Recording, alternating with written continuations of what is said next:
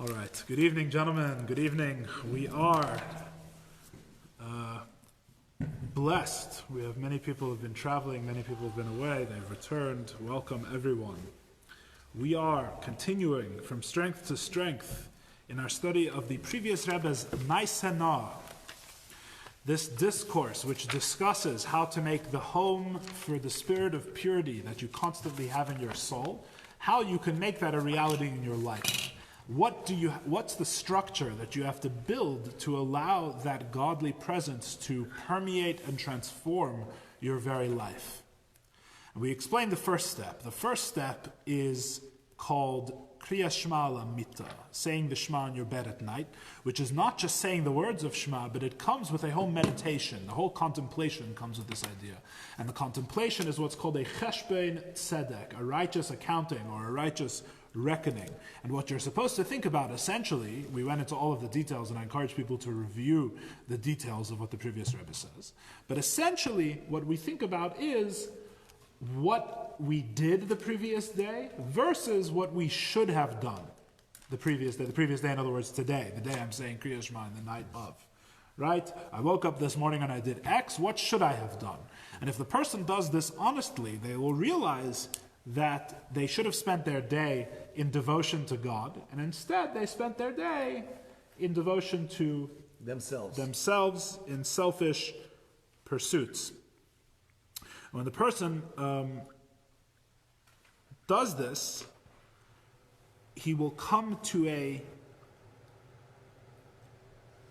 state that allows him to sleep properly, and when he is able to sleep properly, he is able to wake up properly, right? As I told you, I think in our first class on this discourse, as my Rosh Hashiva always used to say, you can't go to sleep like a dog and expect to wake up like a lion, right? When does the Jewish day begin? The Jewish day begins at night. You have to set yourself up for success in the next day, success in serving God, because at night you don't just fall into bed as a, so to speak, just an automatic thing or a physical thing or an unconsidered thing. You have to go to sleep with intention. I'm returning my soul to God, as we discussed last week, and then in the morning, if he decides to return my soul to me, that shows that he believes today I can do better. He believes that this morning I can totally transform everything. Like we discussed last week, the Chassidim used to say before they went to sleep, before they said the blessing, before they said Hamapil, after which you're not allowed to speak,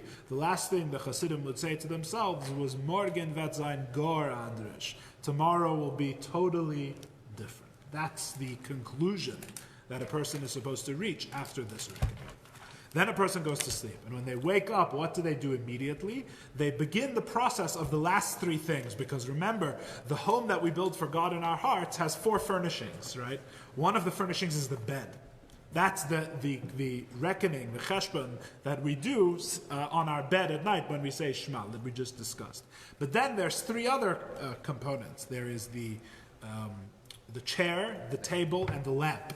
Right? And all three of those are in the morning davening.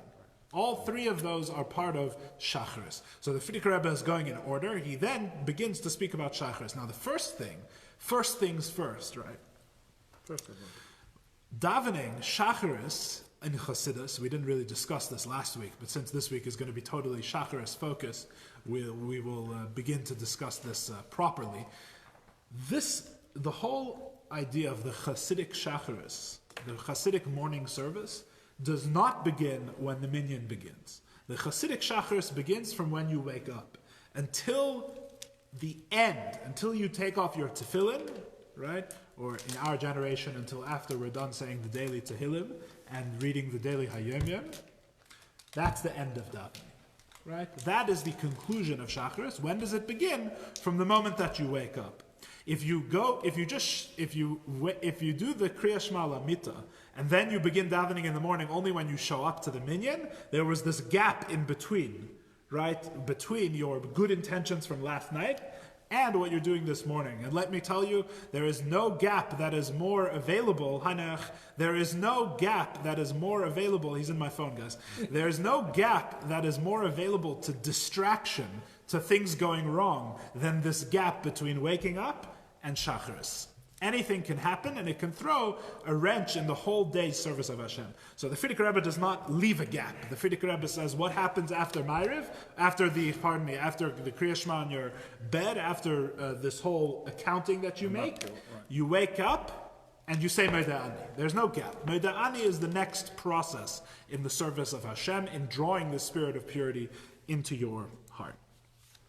So without further ado,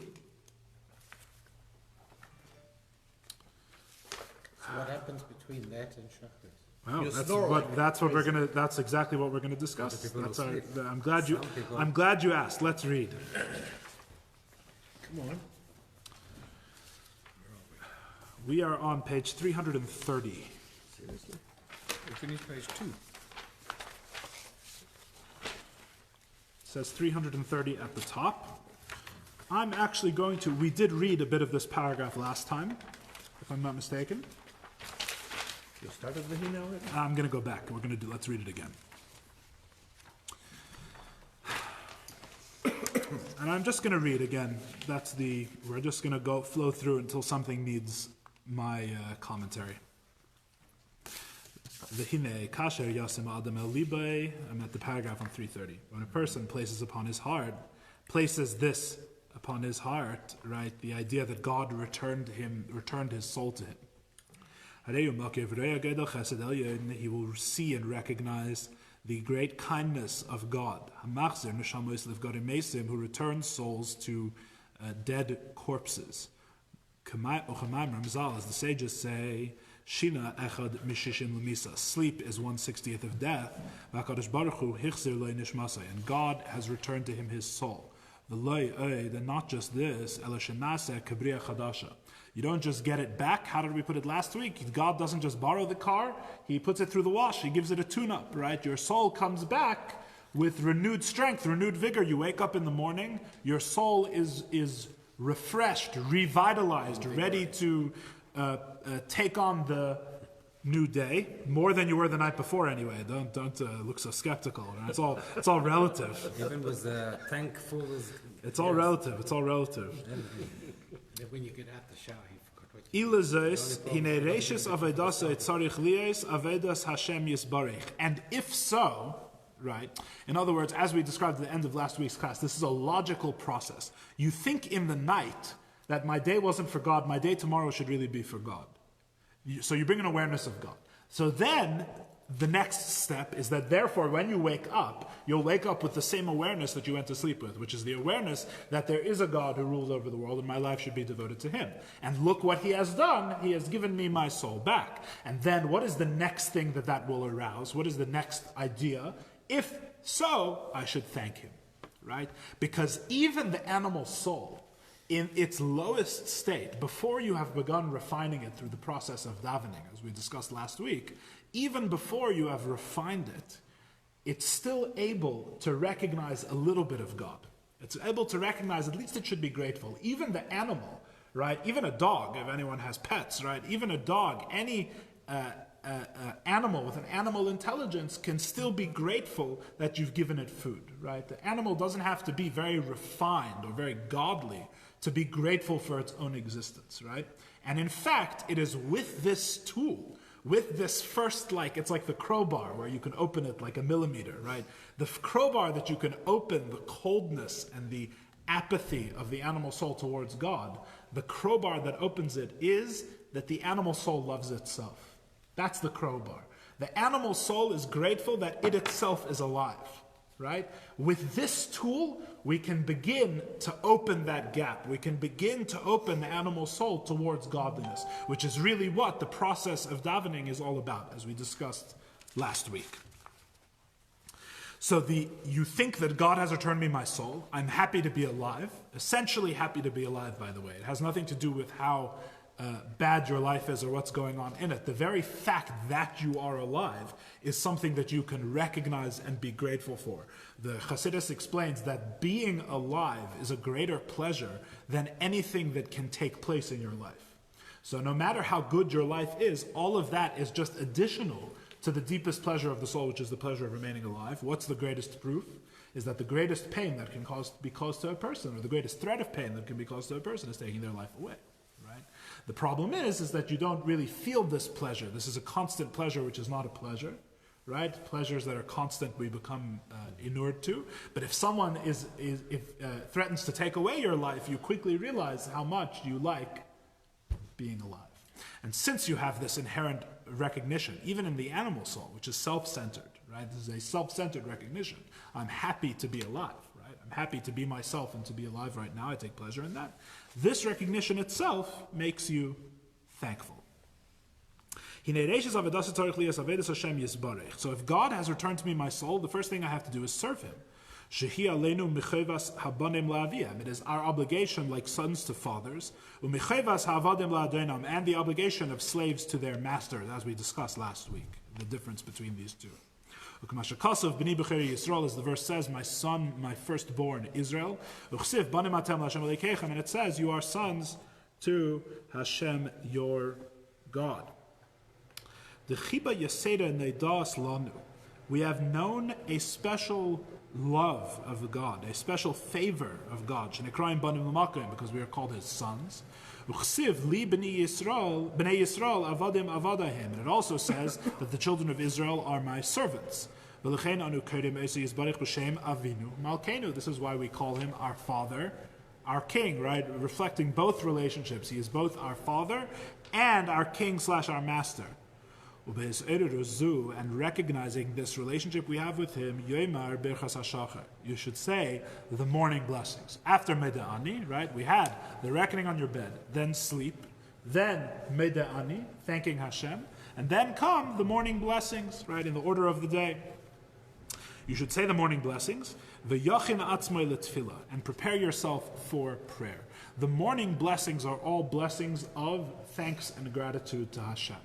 The short blessings that we read, thank you Hashem for giving me all my needs. Thank you Hashem for giving sight to the blind and for allowing my body to extend. All the things that you're thanking Hashem for the blessings that he's given you in the day. They're a deep expression of gratitude. And as I mentioned in this class previously, there's someone who wrote to the Rebbe once about how they were having trouble being joyous in their service of God, and the Rebbe says to them that you should pay more attention to the blessings that you say every morning, because you say all these blessings, and all these blessings are true, that God did give you sight, and he gave you use of your limbs, and he woke you up today, and he gave you shoes, and all of the different things that we say blessings for. Not everybody always has these blessings. So if you're saying these morning blessings, and you're thanking Hashem for all the things he's given you, that profound gratitude will be a source of joy every day. A lot of the issue with not feeling joy is not feeling gratitude.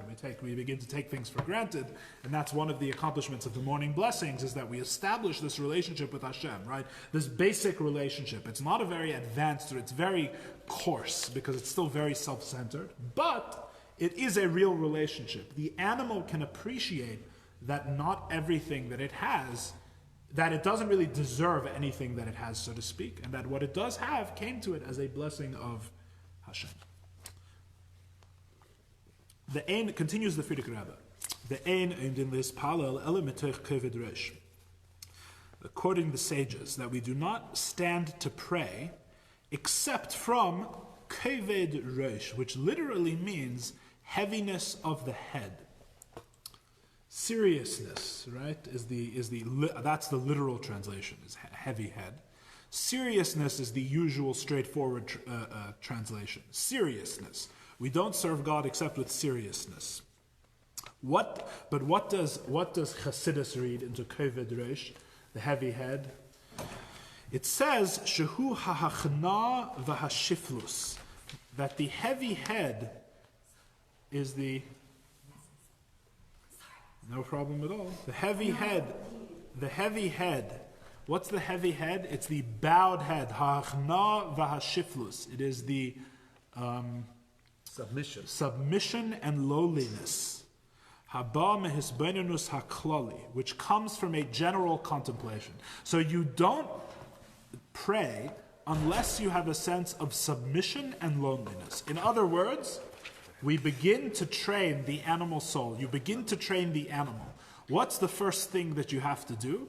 There has to be a certain sense of boundaries. The animal has to know, good evening, the animal has to know who is boss, right? The animal has to have a sense that it is not the be-all, end-all of existence. There is something that is above it.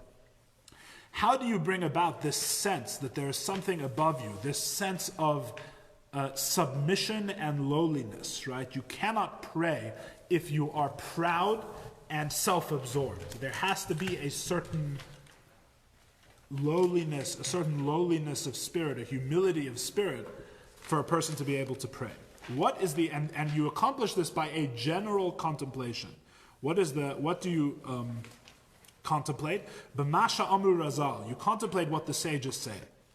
V'da lifnei mi'ata omled lifnei melech malchei amlachim hakadosh baruch hu, which says, know before whom you stand, before the King of Kings, the Holy One, blessed be He. This is what the person contemplates to bring this sense of seriousness which must precede prayer. That's the thing you think about. You think, know before whom you stand, the King of Kings. In other words, this is serious. I'm going now to talk to God, and He deserves at least as much respect as a king of flesh and blood.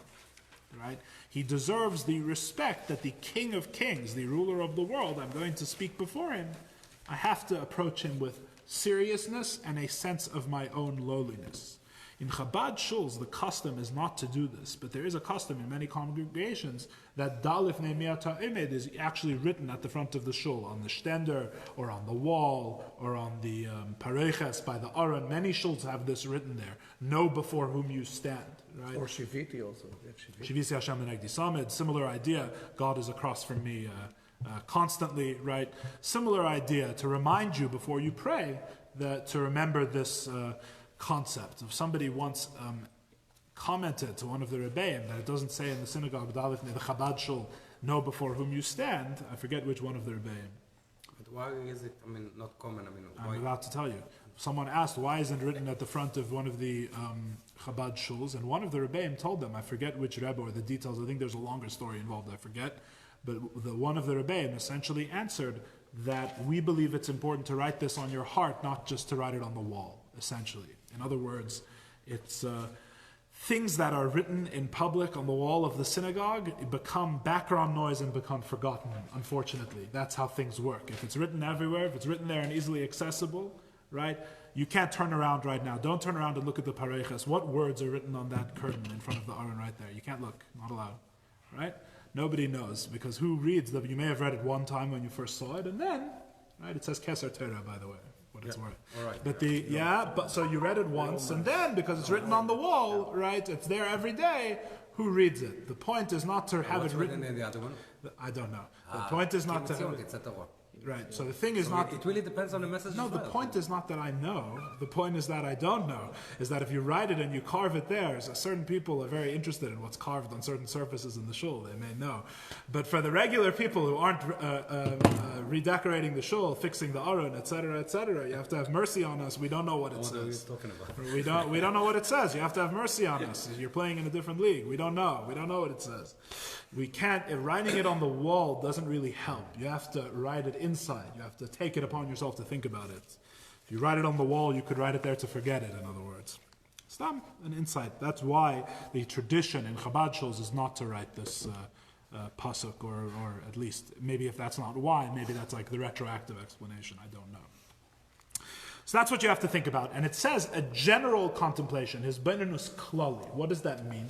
It means you have to think about this from you don't have to get into the details and the particulars of this idea that I'm standing before the King of Kings. Why do we not get into the particulars of this? Because the animal soul is literally not ready for this.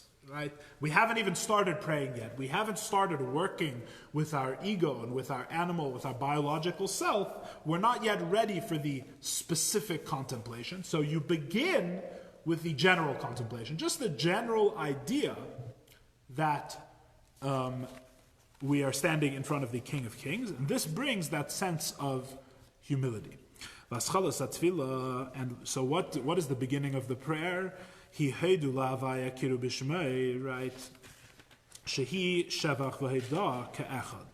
We say, heidu la'Hashem kiru b'shmei, right? Thank or acknowledge God. Kiru b'shmei, call his name. Which this line is, Shevach v'heidah be'echad. It is both praise and thanks in one. It is both a thankful and a praising verse or words with which we open the, or the whole prayer in general, I think he actually means, with which we open the davening. V'hainu, what does that mean? The heidah zu, this acknowledgement, it already is not the same as the first heidah that you said in Meida'ani. Heidah means acknowledgement, and it's the same root as the word Meida'ani, which is what we say immediately upon awakening. The first thing you say, and the first thing you do when you wake up is you say Meida'ani, right? And that Meida'ani is thanking God for returning your soul to you. The Heidu, which is the same word, I acknowledge, I thank, that you say at the beginning of davening with the minyan, right? That Heidu is not the same one as the one that you made in Meida'ani. In other words, even from when you first wake up to when the minyan starts, what have you done? You've already made progress. This has been, as I was explaining to you before, you see that it's not, the davening doesn't start from where the minyan starts, which is with this Heidu. It starts from Meida'ani. You're already meant to have built a certain something, not a very, the easiest thing to build in all of davening, as we're going to see. This is the first step, and therefore the easiest step. You're already supposed to have built something before you even get to that Heidu in your soul. The Meida'ani, because when you say Meida'ani, hi hada klalis, it is a general statement of thanks. U'kamei derech mashal, echad hareya ez davar ve'enei mevinei klal. It's like someone who sees something and does not understand what his eyes are seeing at all. But since he has actually seen the thing, since he has seen it, he gives thanks even though he does not understand it. Who is seeing and what is the thing that they don't understand in this metaphor? When we wake up in the morning and we say, what the Chassidic Rebbes is saying is, you wake up in the morning, you say, Meida'ani, I thank you, God, for returning me my soul, right? For giving me life for another day, essentially, right? When you say this Meida'ani, you are like a person who sees something for the first time, some crazy phenomenon, right? And you don't even understand what you're seeing, but since you have seen it with your own eyes, you have to admit that this is actually what you saw, even though you don't understand how it's possible at all, right? So what is this a metaphor for when you're saying Meida'ani? Who is the one that's seeing, and what is it that they don't understand? Non-rhetorical question. Go for it. No, the question is not clear. You say it's you asking, what do you mean? I'm asking you, when the Chassidic Rebbe compares thanking God first thing in the morning to someone who sees something and they don't understand what they saw, but yet they have to admit the truth of what they saw because they saw it with their own eyes, right? What does that mean in terms of saying Meida'ani? That's what I'm asking. Talking about your soul, but you don't see your soul, but you believe you have it back. No, I don't think so. I don't think that's what it's talking about. Your soul is actually, I'm glad that you brought it up actually, because it's a good thing to clarify. Your soul, your simple animal soul, is the fact that you are alive. In other words, there is nothing with which you are more familiar and more certain of at any given moment than the existence of your soul. In other words, there is no, in fact, it actually takes your soul being here to doubt that your soul exists. Right, which is a famous philosophical point previously noted by people like Descartes, etc., etc. Right, you have to have a soul to even doubt whether you have a soul. Of course. Right. This is the engine. So the soul we are certain of. The soul for sure is here. So what is the thing that we don't understand but have to admit? Right. What is the soul? In other words, the soul we understand. We understand it by being it. The soul we are very familiar with. The truth is that even that's, you're right, not so simple. I can see where the confusion, where the question comes in, but I don't think that's what the Maimer is saying here. I think what the Chassidic Rebbes is saying is that it's the animal soul and God. Not the fact that you have a soul. It's not the fact that I am here that is wondrous to me, like something I don't understand when I see it, that it's incredible. So what I said, it's like it's always about the relation between you and God. I agree. That's exactly what I'm saying. I agree. It's about the relationship with God. The animal soul, right, in the morning, never mind the godly soul. The godly soul always knows that God exists. It sees God constantly. It's one with God. The animal soul, which is in general our conscious experience, the soul of which we are usually aware, the vast majority of the time, is the animal soul. The animal soul sees that it is alive for another day, right? And it knows that life is not a self-contained thing, which this actually does require a little bit of understanding to admit that anything could have happened to me in the night, and that things don't just continue along on their own, but rather require someone to be involved, require someone to make such things happen. But if a person is able to arrive at least that general conclusion, the animal soul can think about it as soon as you wake up in the morning. The animal soul is just thanking God that it exists, right? So there's two facts that you need. They're not so hard. The two facts that you need is I'm alive. That's not so hard.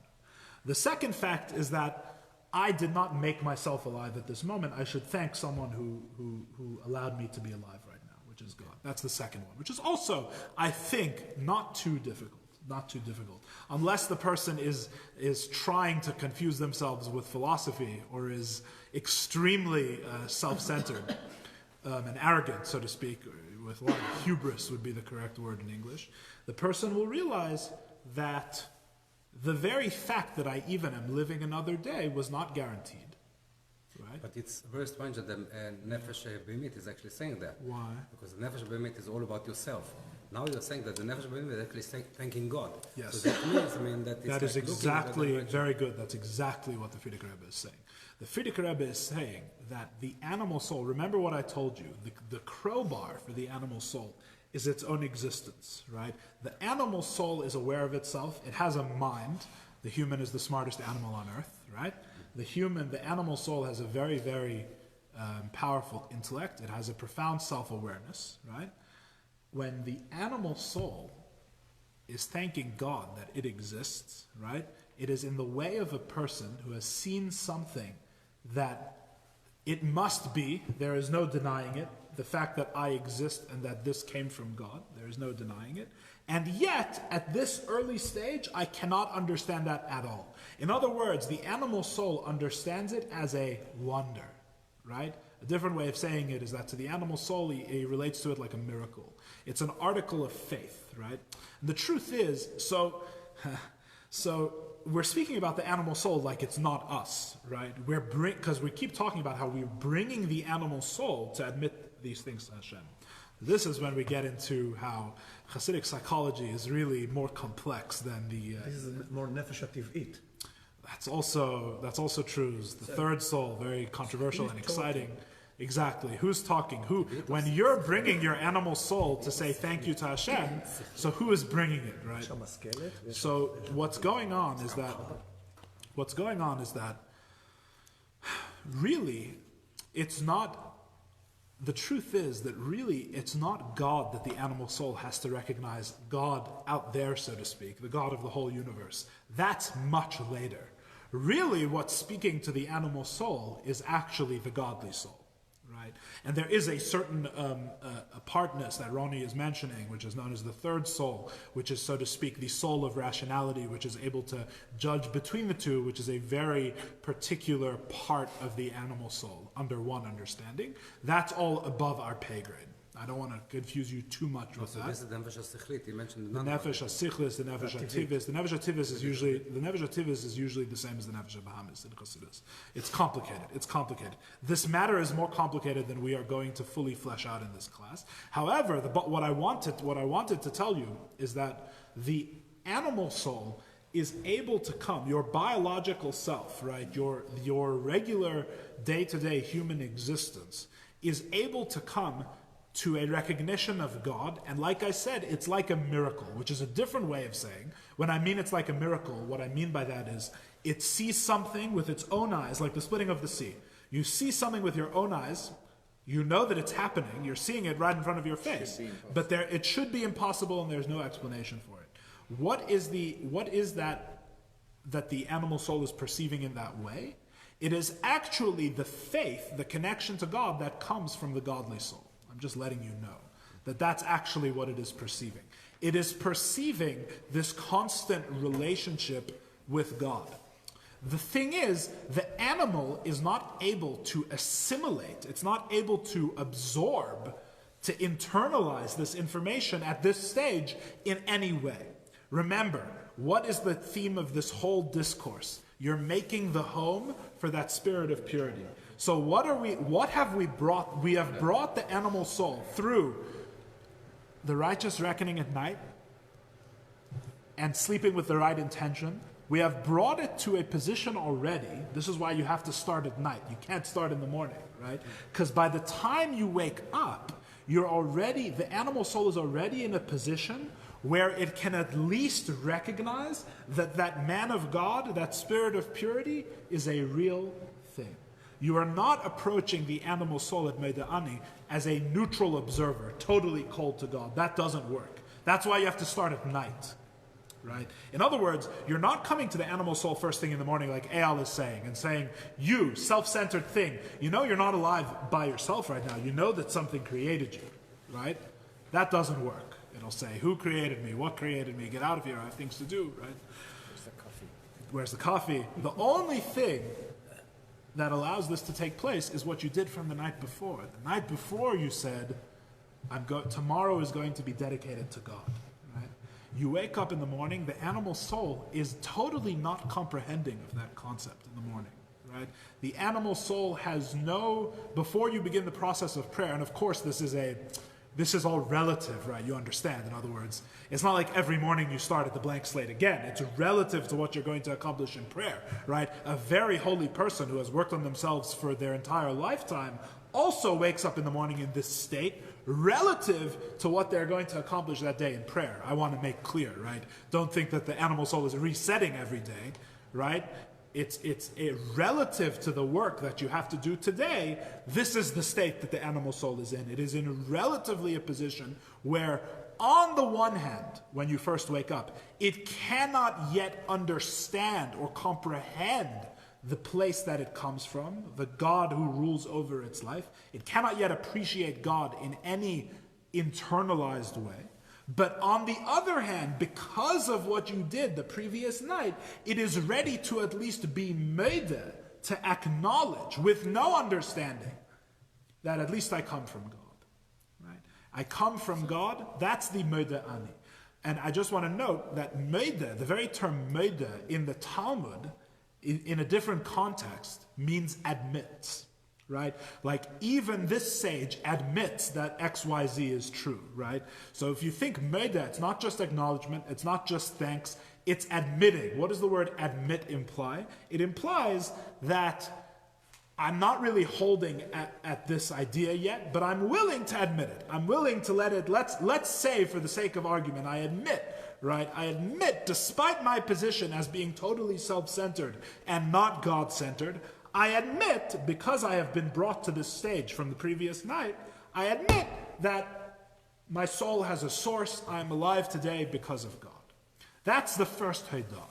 That's the first admission, acknowledgement, thanks that you make immediately upon waking up, right? It's extremely general. Like the person who sees something they don't understand. You don't enter into the particulars. Why? Because you cannot comprehend the particulars, right? This is just a fact. You're approaching it like something that you see, right?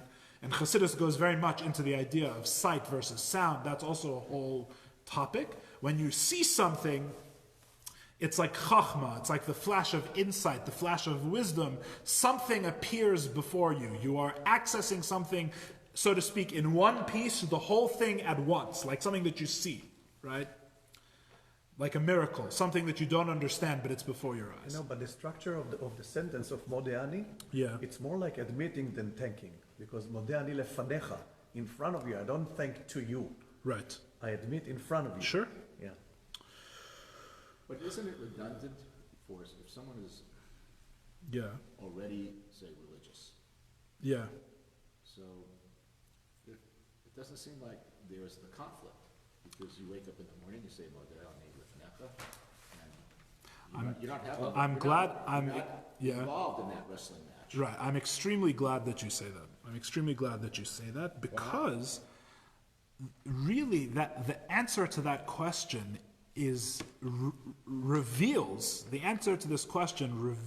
the profound service of God that Chassidus is up to, right?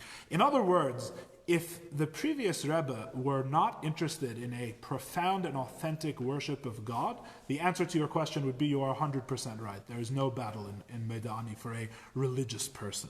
But if you study the Tanya, for example, the first part of the Tanya, not the part we study, the part about the soul and the worship of God and all of that, right?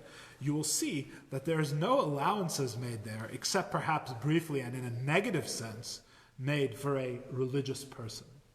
There is no, the conception of a religious person as a set it and forget it type of thing, right? As that you can change that setting. In Tanya's opinion, that is a gift from God that really only the tzaddik, the pure man with no animal inclination, no biological life whatsoever, only such a person has reached that, so to speak, has reached that setting on the, what's it called, the ratchet, right, where it goes past and then it can't go back, right? Only the tzaddik is like that. Everyone else, including extremely religious people, right, are struggling to be what's called a Beinani, an intermediate man, which means a person who has a biological existence, and yet they totally control and have totally tamed that biological existence. So in other words, a person is religious, right? They have a religious lifestyle. They get into a habit. That does not mean that their animal has really been transformed. We actually spoke about this a few weeks ago in the first class we did on this discourse. That doesn't mean that they have really transformed their traits. The goal here is to make the biological person love God as profoundly and as truly as they love biological things, as they love food, as they love their job, the honor they get from their job, the respect they get at work, their hobbies, their pursuits, right? That whole life, that whole biological self-centered life has to be transformed into a life that's about God. And this is a profound transformation that merely being religious cannot accomplish. What we call being religious is really, in the Chassidic Rebbes' eyes, a mere state of habituation, not an authentic transformation, right? I have convinced the animal, I've taught the animal a few tricks so that it doesn't struggle when I tell it to roll over, right? I tell it roll over, and it rolls over on the floor, right? I've taught it a few tricks, usually through a reward and punishment type of system, right? And it's become habituated like a second nature to do these things. But that is not the transformation of the soul. That is, I can get out of the animal occasionally certain pragmatic behaviors, right, that I need to be able to get out of it. To the previous Rebbe, and to the Alter Rebbe and Tanya as well, that is merely a foundation for beginning this process, right? You technically do the right things. You get up in the morning and you say Medani, and you wash your hands, and you put on your right shoe before your left shoe, and you tie your left shoe before your right shoe. You go through the whole rigmarole, all the rules, and you check all the boxes. Have you begun the process that the previous Rebbe describes in here? The answer is no. That is a preface, that is a preparation for the worship of God that the previous Rebbe is discussing. We are not talking about being able on technicality to get your animal soul to yield the correct behaviors. Behaviors in Chassidus always defined as thought, speech, and action. We're not trying to get the animal soul to yield, to say, think, and do the right things technically. We are trying to transform the animal soul so that it loves God and fears God as much as it loves and fears worldly things. So that's the long answer to your question, but I'm very glad you asked it, because we have to understand what the Chassidic Rebbe is talking about here. He is not talking about getting the right thing on technicality. We are talking about a program of authentic self-transformation. We are transforming this biological being into a godly being, a little bit every day, is the idea. So, the animal soul, this biological being, recognizes God when it first wakes up like something that it can't understand at all, right? All it is willing to do, we have made it refined enough at that point that it can at least admit that this is what it sees. It sees that there is a God and God has given it back its life, and so it has to thank him. That's Meida Ani. Why? So, for example, Spencer, someone who is very religious for many, many years, right? Someone who has already been religious for very, very long, right? They may have said Meida Ani 5,000 times, but they may never have actually felt to the depth of their being that if it was not for God giving me back my life, I would not be alive this morning. Because the natural tendency of the animal soul is to assume that it's eternal, right? The animal soul thinks it's God, more or less, right? Well, the point is that if you say it every day, it can become perfunctory. Exactly, it can. But the thing is, the tricky thing about Judaism is that we educate children in these perfunctory actions. In other words, the perfunctory action is not a bad thing. The action is a very good thing. The problem is that we don't follow up with the real soul education, which is very difficult because it has to be authentic and different for each person, right? It's not all one size fits all. You can't teach saying a real Meida Ani in a classroom. You can tell someone what it's meant to be like. You can tell someone what the goal is, but they have to do this work themselves. They have to think and make it real to them. They had to have done the work the night before, which also had to be real, right? And arrive at this level. And again, the opposite is also true. So someone could say Meida Ani 5,000 times and never have this true intention. It's also true that a Chassid who is devoted to the previous Rebbe's words and has studied this discourse and does think about it every day will find every day a new level at which they haven't said it. Right? They'll find a new way in which their animal soul resists this idea that God has created it, right? And it's a constant struggle, right? And as the Alter Rebbe says in Tanya, if the person becomes downhearted that they constantly have to struggle, what's the answer? One of my favorite words in the Tanya. Alter Rebbe says, Ulai lekach nivra. Perhaps you were created. Perhaps that's why you were created, is to struggle, right? Maybe that's why you were created. Don't be so upset about having to struggle. Maybe that's why you were created. It's like Suffer happily. Yes, it's not suffering, it's struggling. It's not suffering, it's struggling. There's a big difference between suffering and struggling. No, but suffering in a happy way. Suffer in a happy way, I like it, right? Gilu b'ra'ada. Yeah? Okay.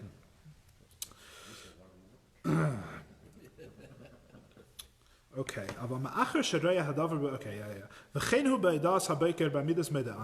too it is, let's read it in the previous Rebbe's own words. So too it is in the admission to God in the morning, when you say Meida Ani,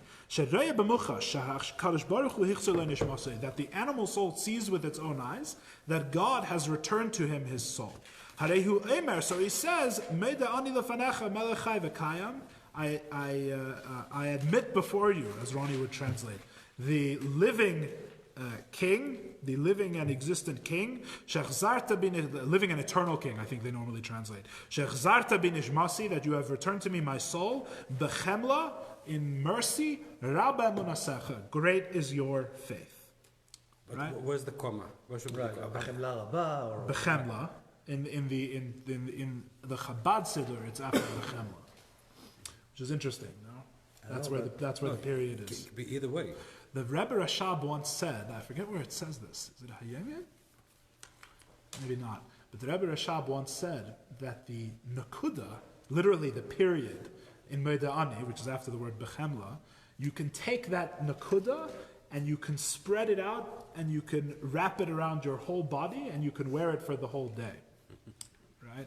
There's a famous law that from the true mikveh waters, like from a running stream, right? You can theoretically, it's a period. You can theoretically immerse in one drop of a running stream, and that counts as a mikveh. Why do we have a measure for mikveh? Because the whole body has to be covered, and so there's a certain minimum that the whole body has to be covered. But from a true mikveh water, like a spring-fed stream, which is the truest form of mikveh, unlike the artificial ones we make, which halachically count as those forms of immersion waters. But the truest and purest immersion waters, like a spring-fed stream that's running, right? You could theoretically, according to Jewish law, take one drop, and if you could cover your whole body with that drop, it would count as a kosher immersion in the mikveh. So the Rebbe Rashab said you could take that one drop, that one period on the Modeh Ani, and you, for the whole day, you could immerse your whole body in that period. Just telling you what it says.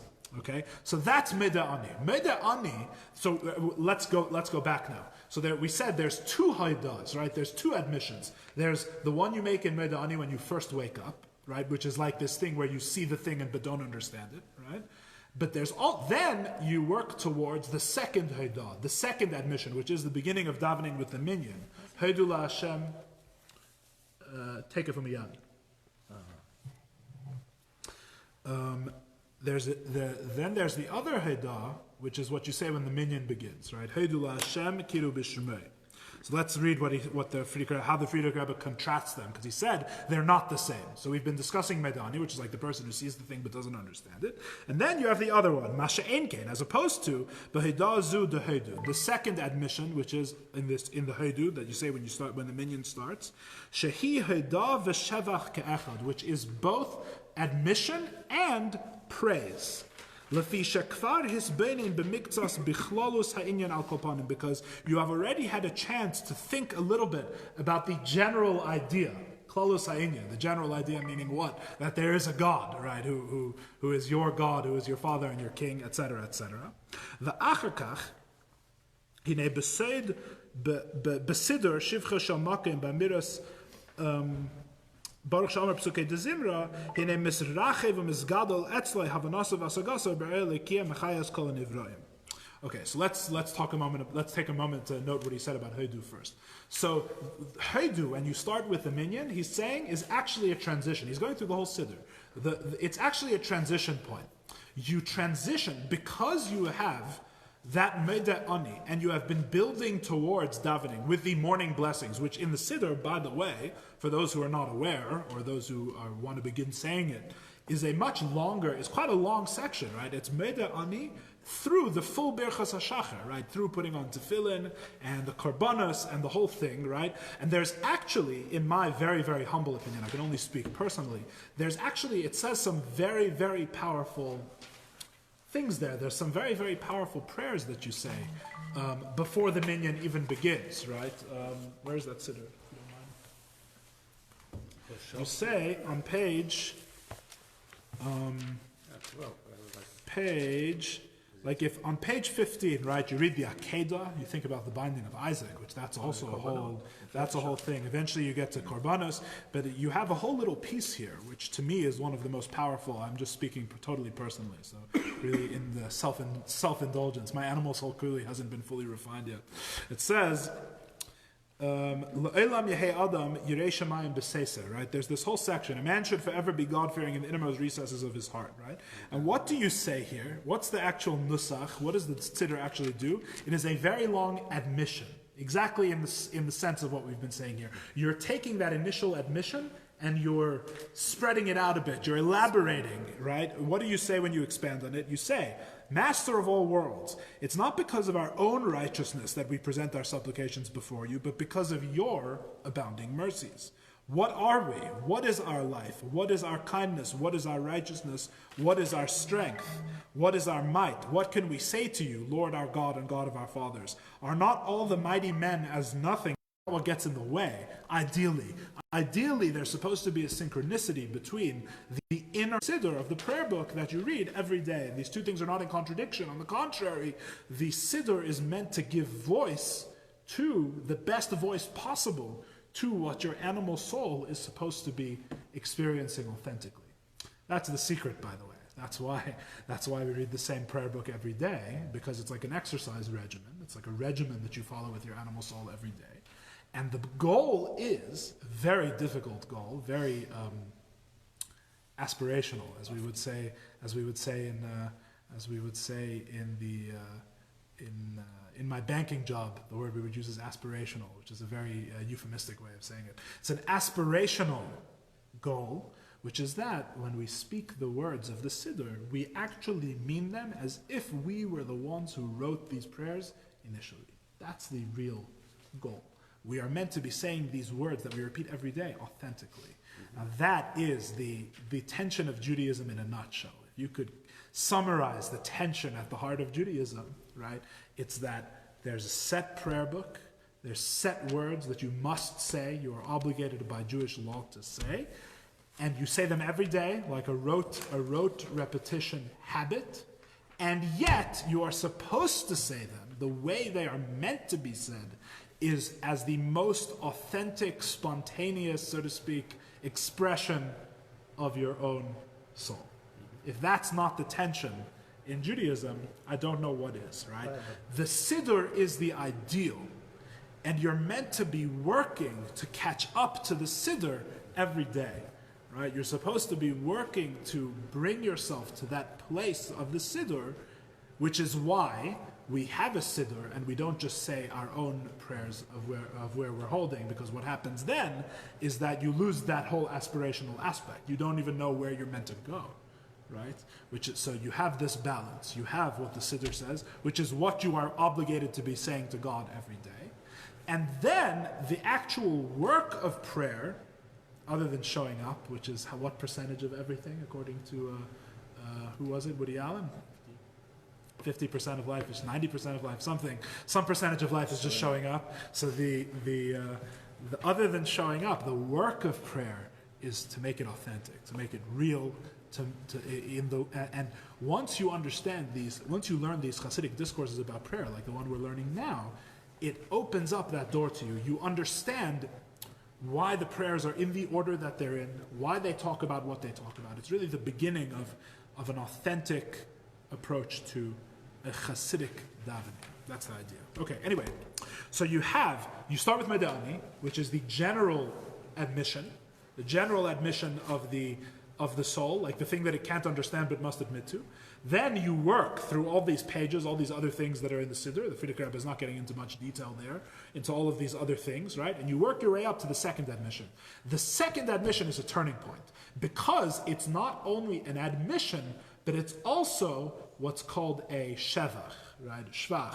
It is a shvachis. It is a praise as well. So the first step is admission. But then you open up a little bit more, and you begin what? You begin to praise. Praise is related to understanding, right? Praise is related to appreciation. I don't just admit something that I don't understand. I begin praising him because what do you praise? You praise something whose relative worth you appreciate. It's not just something that I see before my eyes that I have to admit to because I don't understand it, right? I begin to praise God because I can actually appreciate, I can actually understand a little bit. I begin to understand what God is, for lack of a better word, right? What God is, what he does. You begin to appreciate the identity of God. So that's why this Heidu is a turning point, because it's both an acknowledgement and a praise. You begin to go into the praise part of davening, which is the part where you begin to intellectually educate the animal soul. So you're done with all the prerequisites, essentially. The animal soul has been brought to a state where it admits that God is there, that it should thank God, even though it doesn't understand what that is really. And then you begin to explain to the animal soul what God is. That's really the next step. And as you explain to the animal soul what God is, and it appreciates what God is, it begins to give praise, which is what the Chassidic Rebbes says next. Achar kach, afterwards, in the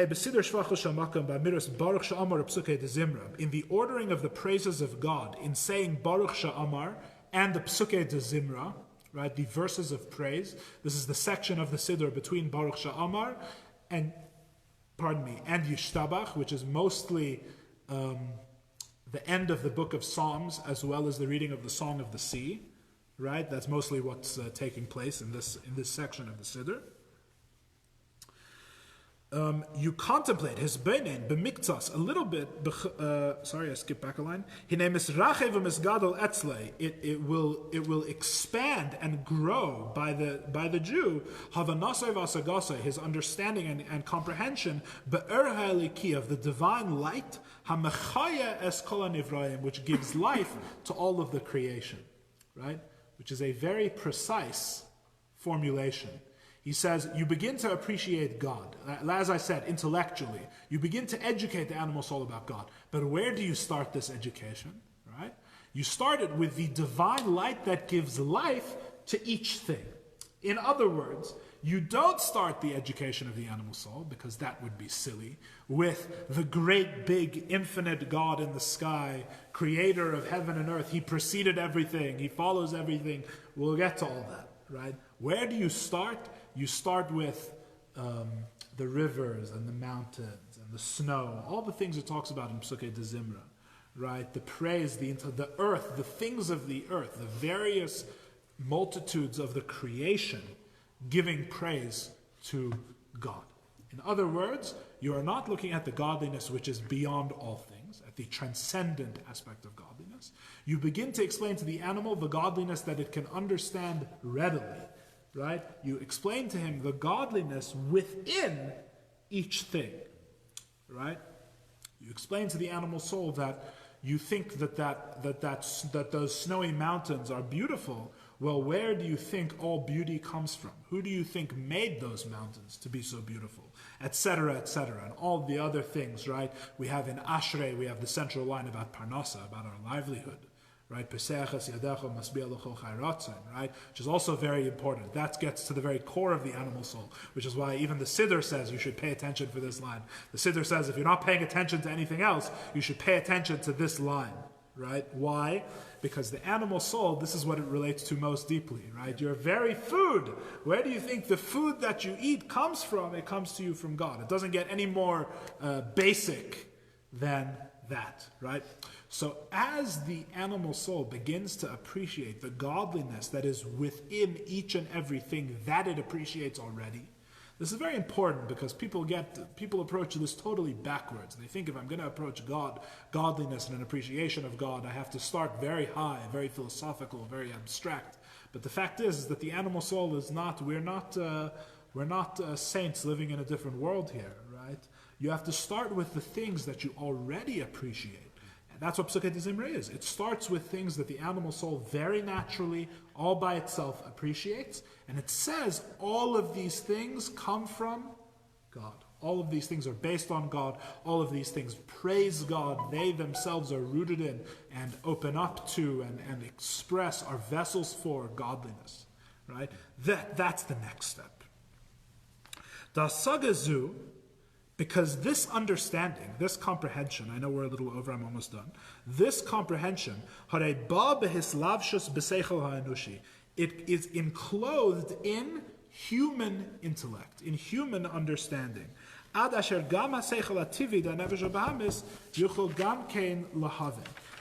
the intellect, the natural intellect of the animal soul can also understand this idea. In other words, like I just said, you bring it down to a level that even the animal, the biological soul, can appreciate.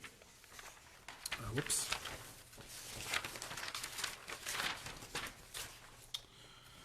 Amnam, liyos hanefesh habahamis ikarei midos.